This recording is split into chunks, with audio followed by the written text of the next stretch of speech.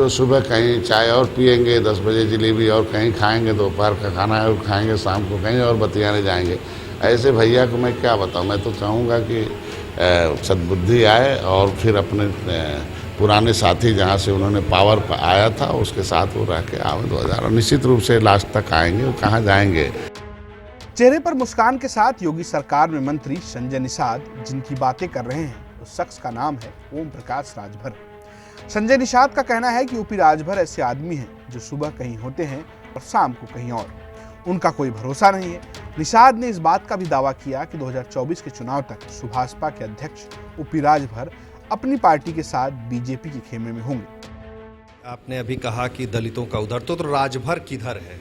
राजभर अखिलेश प्रोत्साहित करते हैं, अखिलेश को प्रोत्साहित करते हैं और राजभर ये भी कहते हैं कि हम अगर सपा बसपा एक हो जाए तो हम सीटें काफ़ी हद तक पा सकते हैं। तो ऐसे में आप क्या देखते हैं कि 80 सीटें आप पाएंगे?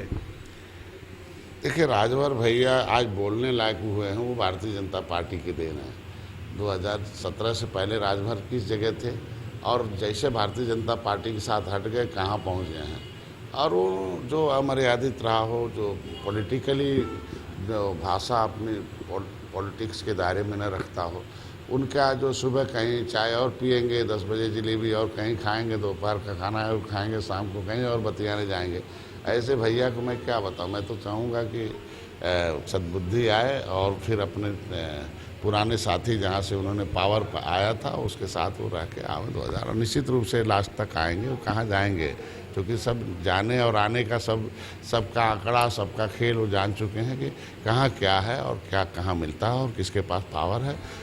एक और संजय निषाद 2024 तक राजभर के एनडीए में शामिल होने की बात कर रहे हैं। दूसरी ओर राजभर इस वक्त अपने सहयोगी अखिलेश यादव को लेकर लगातार हंगामा काट रहे हैं।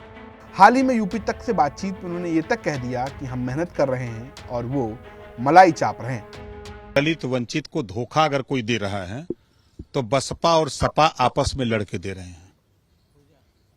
ये दोनों चिल्लाते हैं कि हम इनको हिस्सा दिलाएंगे, इनको शिक्षा देंगे, बिजली का बिल माफ करेंगे, हम इनको अमन चैन देंगे। तो फिर ये दोनों अलग अलग काहे लड़ रहे हैं?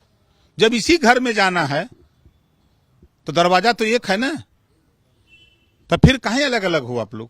आप लोग क्यों धोखा दे रहे हो? और अगर कमर कसे हो तो घर से निकलो भाई, बाहर आओ, मैदान में आओ, लोगों को लेकर के आप लड़ो, झगड़ो, जनता के बीच में जाओ। अब वो राजनीति खत्म हो गई जो कमरे में बैठ करके होती थी। तो अखिलेश यादव क्या कमरे में बैठ के राजनीति कर रहे थे? चुनाव हार क्यों नहीं गए आजमगढ़? सवाल ओम प्रकाश राजभर का, क्यों नहीं गए आजमगढ़? ओम प्रकाश राजभर 12 दिन वहां धूल फांक रहा है। हम भी राष्ट्रीय अध्यक्ष हैं, प्रेमचंद प्रजापति को लेकर हम वहां धूल फांक रहे हैं, हम अपनी 350 टीम को लेकर धूल फांक रहे हैं और ये लोग बैठ करके एसी में रसमलाई चाप रहे हैं।